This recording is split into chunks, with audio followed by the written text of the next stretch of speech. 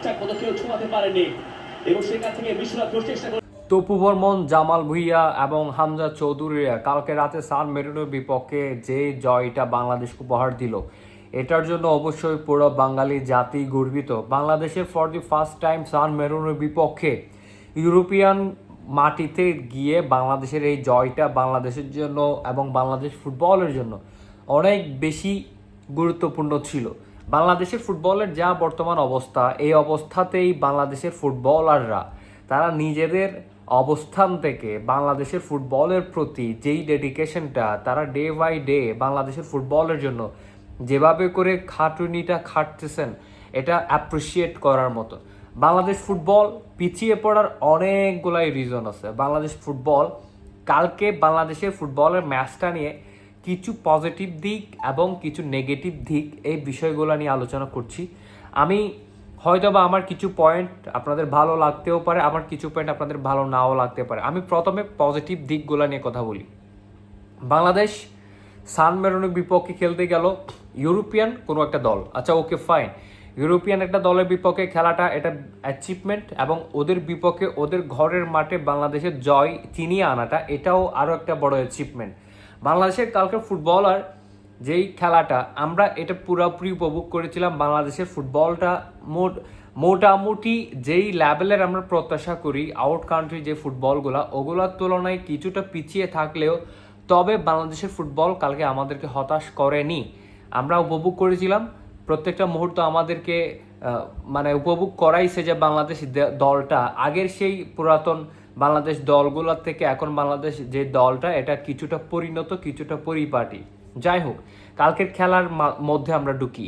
খেলার মধ্যে দেখলাম যে টমাস ডুলি নতুন কোচ বাংলাদেশে, তিনি যখন বাংলাদেশের মধ্যে কোচিংয়ের দায়িত্ব নিচ্ছেন তখন নিউজ মিডিয়ার বড় বড় হেডলাইন করা স্টার্ট করছে তিনি কতটুকু বাংলাদেশকে সাপোর্ট করতে পারবে, তার প্ল্যানিং কতটুকু বাংলাদেশের ফুটবলারদের সাথে যাচ্ছে।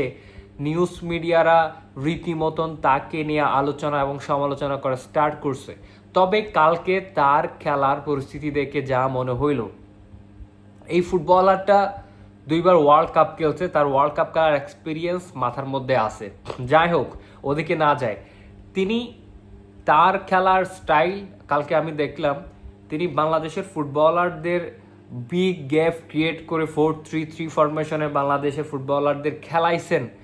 ঠিক আছে, তার প্ল্যান যথাযথ ছিল, এবং আমরা দেখতেছিলাম যে মিডফিল্ডার থেকে বারবার রোটেশন করে অ্যাটাকিং লাইনের মধ্যে ঢুকে যাওয়া হামজা, জামাল ভুঁইয়া, তারা ডি বক্সের সামনে বারবার বল নিয়ে নিজেদের সাইড পরিবর্তন করছেন, এবং মুরসালের মিজানরা, তপু বর্মন বারবার ডি বক্সে ঢুকে যাচ্ছে। এটা পজিটিভ দিক। গোলের জন্য যেভাবে চান্স ক্রিয়েট করা দরকার, ডি বক্সের সামনে ফ্লাইং বল ডেলিভারি, ক্রস, এরপরে আপনার যে মিডফিল্ডার থেকে বল ডেলিভার করার যেই সুন্দরভাবে গোছালো ফুটবলটা খেলা উচিত, মোটামুটি বাংলাদেশ কালকে সেভাবে করে খেলার চেষ্টা করছে, এবং এতে করে 10-11 মিনিটের মাথায় বাংলাদেশ ফার্স্ট গোলটা পায় তপু বর্মনের হাত ধরে।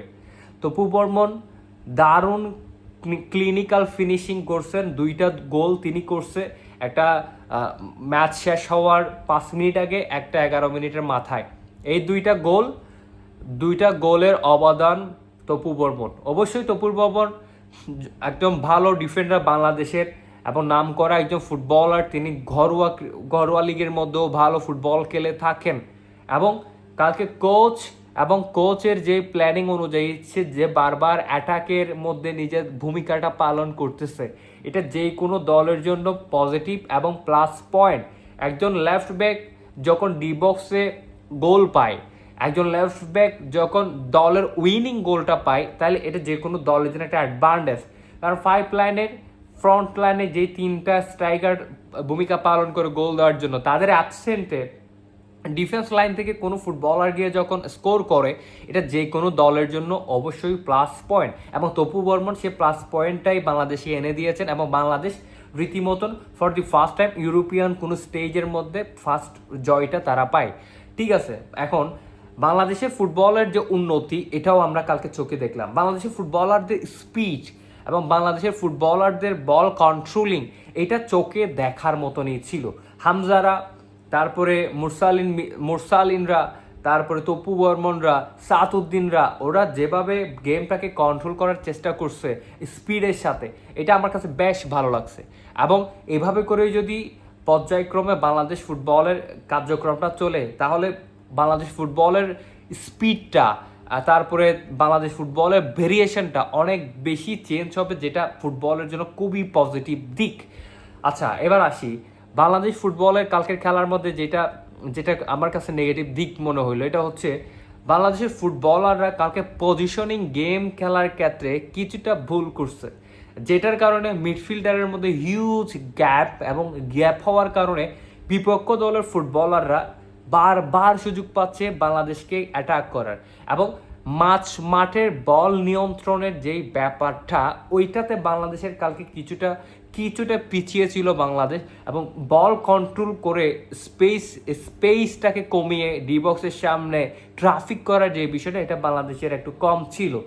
ওকে, এরপরে যেটা গোলকিপার মিথুল মার্বা, তিনি আনএক্সপেক্টেড কিছু মিস, যেগুলা তার থেকে অবশ্যই কাম্য নয়, এবং ন্যাশনাল লেভেলের একটা গোলকিপার থেকে ভুল ত্রুটি এগুলা মানে কম হওয়া দরকার। আর বাংলাদেশের ফরওয়ার্ড লাইনের মধ্যে জার্সি নাম্বার 10, তিনি 1v1 মধ্যে যে গোলগুলা মিস করছে, এগুলা মিস করলে একটা দল পরবর্তীতে সাফার করতে পারে, এগুলোতে কিছুটা ডেভেলপ করা উচিত। এরপরে বাংলাদেশের যেটা আপনার কি বলে, অতিরিক্ত হাই প্রেসিং করার ক্ষেত্রে যেটা মনোযোগ যখন দিচ্ছিল বারবার, তখন ডিফেন্স লাইন বারবার ভেঙে যাচ্ছিল, এইটাতে হয়তো বা এটা সান মারিনু, যার কারণে বাংলাদেশ কিছুটা রিকভার করতে পারছে। যদি বিপক্ষ দল কিছুটা ভালো হয়, তাহলে বাংলাদেশ এই জায়গায় মারাত্মক লেভেলে বিপদের মধ্যে পড়তে পারে। এবং আপনি একটি জিনিস দেখেন, আমি নেগেটিভ সাইডগুলোকে কাটিয়ে বাংলাদেশের পজিটিভ সাইডগুলো নিয়ে কথা বেশি বলবো, কারণ বাংলাদেশের এই ফুটবলের বসন্তটা বাংলাদেশের ফুটবলটাকে অনেক বেশি আগিয়ে নিয়ে যাবে। এবং জামাল ভুঁইয়ারা, হামজারা, সুমিত চুহমরা, তারা বাংলাদেশের জন্য নিজেদের সব কিছুই বিলিয়ে দিচ্ছেন। ফুটবলটা যখন তারা খেলে, তখন সব সময় আমরা দেখি যে তাদের ডেডিকেশন লেভেলটা।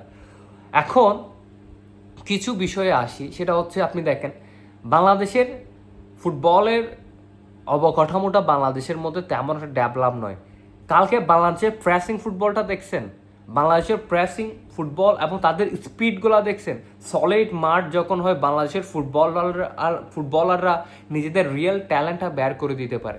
যদি সলিড না হয়, বাংলাদেশের ফুটবলাররা রান মেক করতে পারে না। বাংলাদেশের প্রত্যেকটা স্টেডিয়ামের আপনি অবকাঠামো দেখেন, এগুলা মানসম্মত নয়।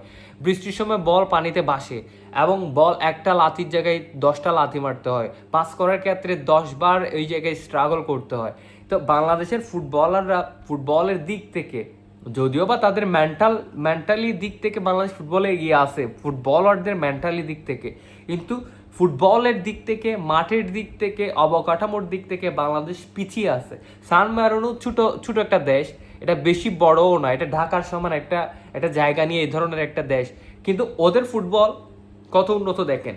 তাদের পিচ, তাদের গ্রাউন্ড, তাদের সব কিছুই অনেক বেশি উন্নত, কিন্তু বাংলাদেশের একটা সলিড মাঠ নাই যেটাতে বাংলাদেশ প্রপারলি ফুটবলটা খেলবে। এবং যে মাঠগুলো আছে, এগুলার নাজেহাল অবস্থা, এগুলো প্রপার কোনো পিচ নয়, এগুলা বৃষ্টি পড়লে এগুলার অবস্থা খুব খারাপ হয়ে যায়। তারপরেও বাংলাদেশের পারফরমেন্সটা চোখে দেখার মতো নিয়েছিল। আমি বাংলাদেশের সমালোচনা করার জন্য এখানে বসি না, বাংলাদেশের সুনাম করার জন্যই বসলাম, কারণ এই দেশটা 90 দশকের পরে এখনো পর্যন্ত ফুটবলের জন্য নিজেদের ডেডিকেশন, নিজেদের আগ্রহটা, নিজেদের অবস্থানটা বারবার পরিবর্তন করতেছে। বাংলাদেশ সঠিক পরিচর্যার মধ্যে যদি থাকতো, তাহলে এতদিন বাংলাদেশ ওয়ার্ল্ড র্যাঙ্কিংয়ের মধ্যে আরও বেশি ডেভেলপ করতো, কিন্তু বাংলাদেশের ফুটবলের পরিবর্তন হয়নি, যথাযথ মূল্যায়ন করা হয়নি। যেভাবে ক্রিকেটকে যেভাবে মূল্যায়ন করা হয় বাংলাদেশের মধ্যে, ফুটবলকে সেভাবে করে মূল্যায়ন করা হয় না, যার কারণে বাংলাদেশের ফুটবলটা এখনও পর্যন্ত পিছিয়ে আছে। হামজারা, জামাল ভুঁইয়ারা, তারেক গাজীরা, সমিত সোহমরা ঢুকার পরে এখন যে কম্পারেটিভ বাংলাদেশের ফুটবলটা আমরা উপভোগ করতে পারতেছি, লাস্ট 4-5 বছর আগেও বাংলাদেশের এইভাবে কম্পারেটিভ কোনো ফুটবল আমরা দেখিনি, এবং এটাই হওয়া জরুরি, এটাই হওয়া দরকার। বাংলাদেশের ফুটবলের অবস্থা যদি পরিবর্তন হতে হয়, তাহলে বাংলাদেশে অনেক কিছুই পরিবর্তন করা উচিত। ফার্স্ট যেটা টার্গেট, সেটা হচ্ছে গ্রাউন্ডের অবস্থাটা পরিবর্তন করা খুব বেশি নেসেসারি। গ্রাউন্ড যদি ঠিক হয় তাহলে সেই জায়গায় ফুটবলার অটোমেটিক্যালি উঠবে। এবং বাংলাদেশের মাঠের যে অবস্থা, এই মাঠ অনুযায়ী ফুটবলাররা স্বাচ্ছন্দ্য মতন কোনো ফুটবল তারা খেলতে পারে না।